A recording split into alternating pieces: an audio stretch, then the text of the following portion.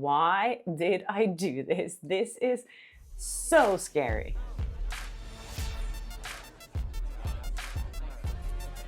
Hi and welcome to Flaa Talk. I'm Kjersti Flaa, and here on my channel I talk about my good and bad experiences in Hollywood and with celebrity, and yeah, really about my life as an entertainment reporter. As many of you know, I live here in Los Angeles, so of course I've been very affected by what's been going on the last week with all the fires, and it's devastating and heartbreaking.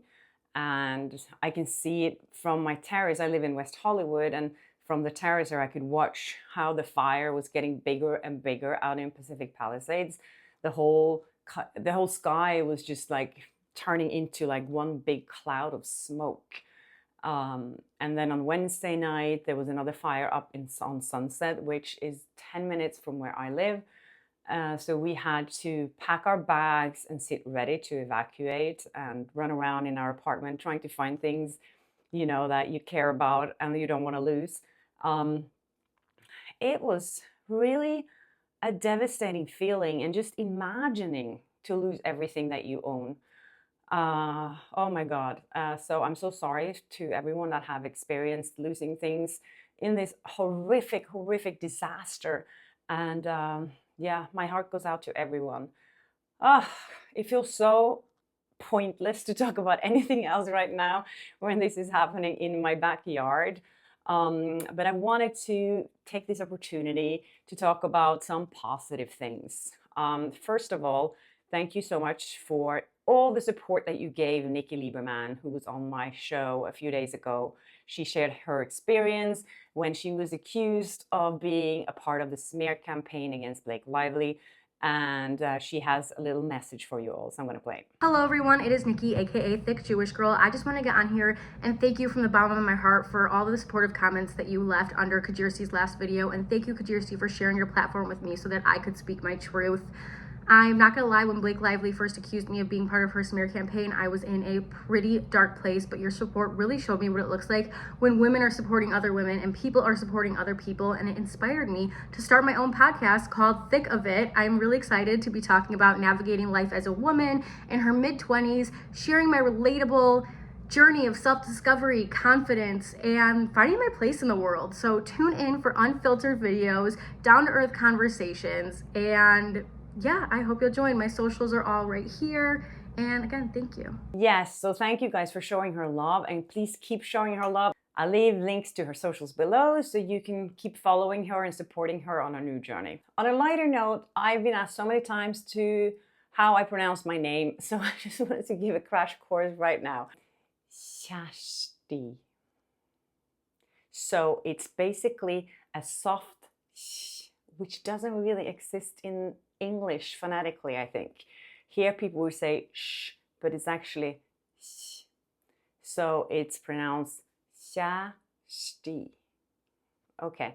Actually, one of the few people who ever managed to pronounce my name is Ryan Reynolds. You say it? I say it's Kjersti. Kjersti? Kjersti? Where are you from? Norway. Norway. That's somewhere I've always wanted to go. So I thought I just had to share that. Of course, I've been reading and watching YouTube videos and TikTok videos about what's going on regarding the lawsuit and everything. And I've seen there's a lot of new stories going out there. There's so many conspiracy theories. One conspiracy theory now is that Blake Lively had a crush on Justin Baldoni. I don't think so, but anyways. One thing that I did watch that I found very interesting was Megyn Kelly's interview with Brian Friedman, Justin Baldoni's lawyer. He played a recording of Justin Baldoni when he left a message for someone regarding not being invited to the premiere of It Ends With Us. And you could hear in his voice how upset he was that he wasn't allowed into the premiere, and he ended up finally got in, but he ended up in the basement with his family and friends, and they weren't invited to the after party. Megyn Kelly also mentioned me and my interview. I've seen a lot of people, again, of course, are talking about that. The one clip that went everywhere involved a young reporter. Congrats on your little bump. people started noticing that Blake seemed sort of bullyish to this person who has far less power. That one, which I think is the most famous example, Brian, the journalist herself is saying she had absolutely no connection to Justin Baldoni or these PR agents that we've been discussing. And is that basically your point? That, would you say the vast majority, most, all of the negative press generated about Blake in the summer did not actually originate with this PR team? I would say all of it did not generate with this PR team. I also got a lot of comments on my latest video, and one comment that really stuck with me that I thought this is the perfect day to talk about this. Kjersti, can you consider making a video on how to not be afraid of speaking up? I admire you for speaking and being so brave. We could learn so much from you. Thank you. That really, really warms my heart. And I really appreciate you saying that. So I wanted to talk a little bit about that and what it feels like when you speak up. I don't know if I see myself as brave, but I do like to speak up. And it's something that I learned over time. And for me, like, you know, when I decided to post the video that I did, it wasn't a way for me to speak up in that moment. I did title the video, the Blake Lively interview that made me want to quit my job, which was kind of a statement there. But I had no idea it would be so much publicity around it and get so much feedback from it. So deciding to speak up after that, it was scary. And I think it's always scary to speak up about anything. But you always, for me, to have people around you that you support you is the number one thing. If I didn't have Magnus, my boyfriend, to support me throughout Christmas, when all of this stuff was going on, I don't know how I would be able to deal with it. But I think what you're talking about also is having the courage to actually take the step to speak out and think about what could happen if you do so. And I think it all comes down to dealing with those fears. If you speak up against people who have more power than you, they are probably, or a lot of the times, they will try to shut you down. And that's exactly what's happening now, in my case, that people are trying to shut me down by discrediting me in New York Times. For me, I find it harder not to speak up than to lay awake at night and think about and regret that I didn't do it, because that tortures me.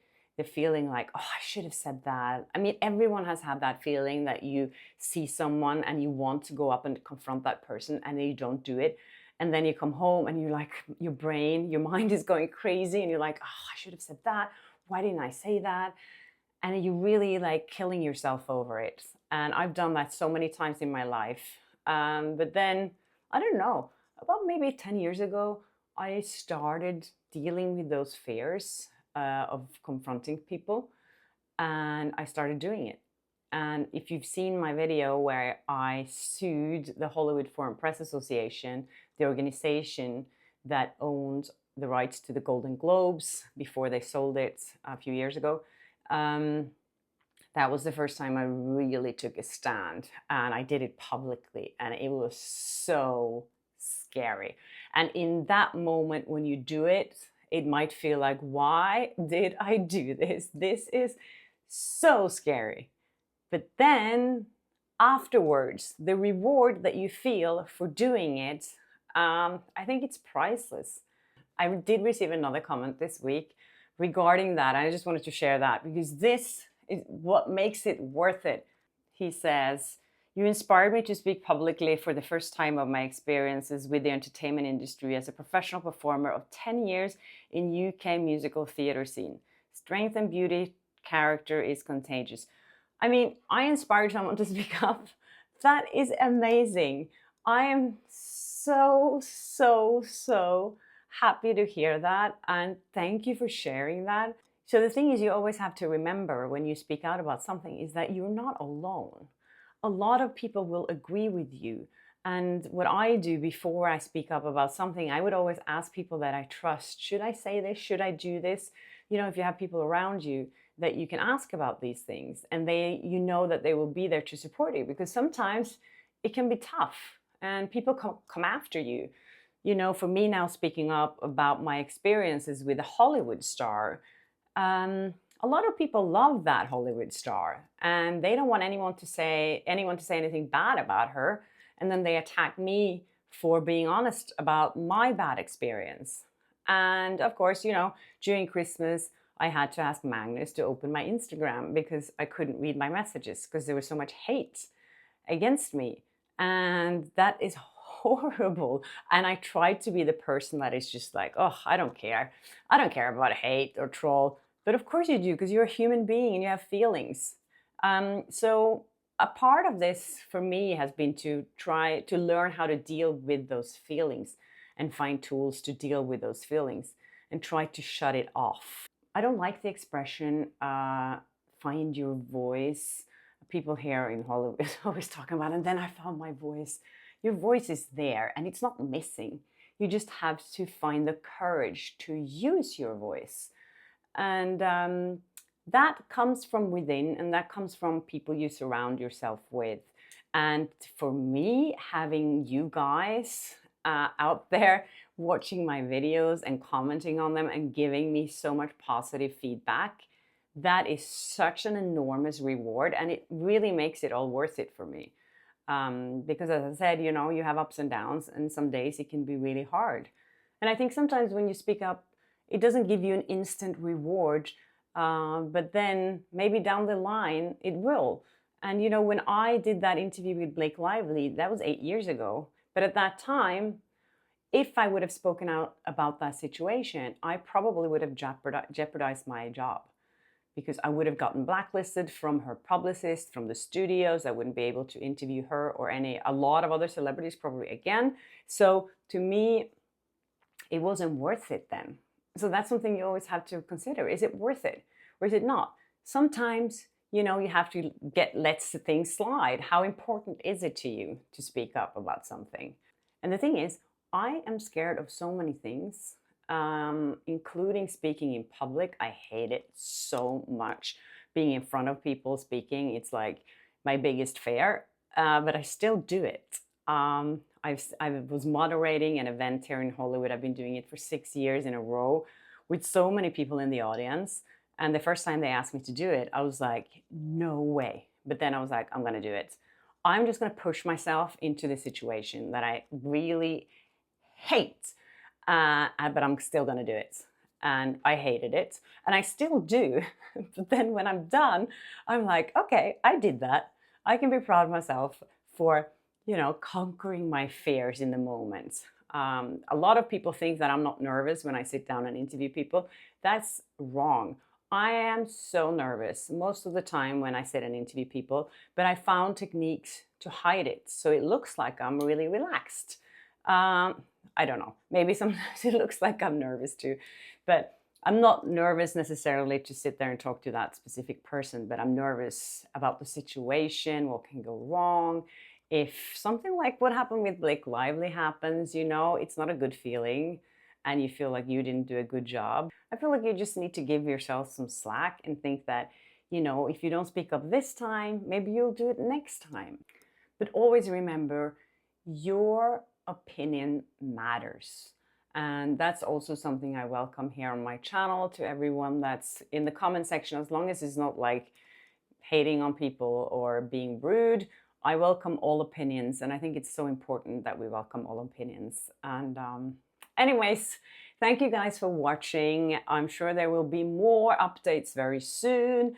And yeah, subscribe if you haven't, and hit that notification button. And again, sending out so much love to all the people here in LA, and especially those who have lost something. And my heart really breaks for you. Take care.